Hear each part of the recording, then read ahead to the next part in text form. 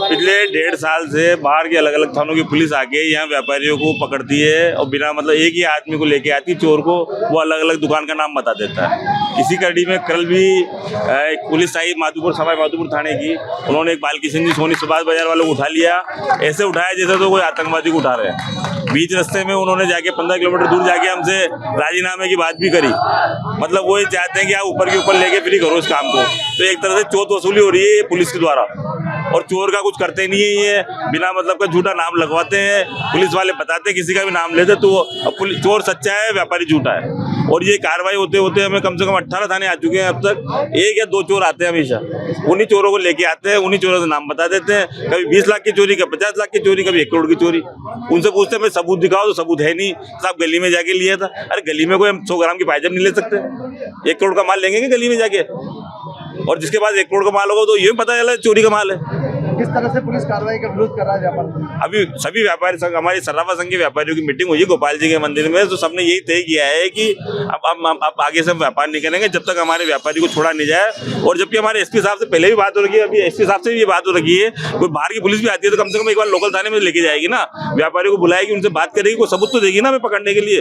वो तो आते हैं जैसे कल ऐसे उठा के लेके, आतंकवादी को उठा के लेके गए, तो ये तो बिल्कुल चलने वाला नहीं है। मतलब जैसे कोई मतलब दुरुपयोग हो रहा है एक तरह से पुलिस का, तो हम सब इसके विरोध में हैं। और हमारा निश्चितकालीन बंद रहेगा जब तक हमारे व्यापारी को नहीं छोड़ा जाए और आगे की ये गाइडलाइन तय नहीं की जाए कि हमारे व्यापारी को कोई भी ले जाने से पहले हमें सबूत तो दिया जाए कम से कम।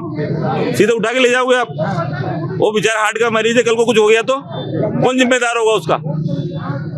उसके स्टैंड डले हुए उस व्यापारी के, 65-70 साल की उम्र के आदमी है। आनंद वर्धन महामंत्री श्री व्यापार महासंघ टोंक। किस तरह का जो है आप लोगों के व्यापारियों में? देखिए, पिछले 1.5 साल से अलग अलग थानों की पुलिस यहाँ टोंक में आकर एक या 2 मुखियाओं को लेकर आती है, उनसे किसी भी दुकान पे किसी व्यापारी से का चिन्हीकरण कराकर और उनके ऊपर गलत आरोप लगाती है कि चोरी का माल इनके द्वारा खरीदा गया है। जब वो पहले आए तो पहले भी हमने उनको बोला कि भाई आप कोई नोटिसों में नोटिस दे जाइए, कोई सबूत दीजिए आप, उसके बाद दूसरी कार्रवाई कीजिए।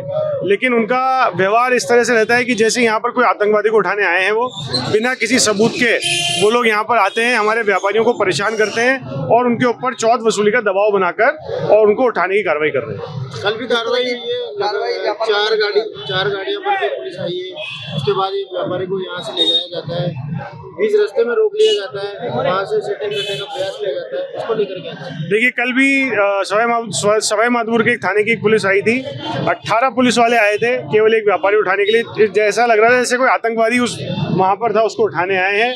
उनको वहाँ से उठा लिया, उठाने के बाद सेटलमेंट का दबाव बनाया गया उनके ऊपर। जहाँ से भी ये लोग आ रहे हैं सब जगह से ये गलत तरीका इनके द्वारा अपनाया जा रहा है। जो मोगिया जो असली जहाँ पर माल बेच रहा है उस जगह का पता किसी को नहीं बताता है, क्योंकि उसको हमेशा अपना वहाँ पर माल बेचना है और यहाँ पर हमारे व्यापारियों को परेशान किया जा रहा है।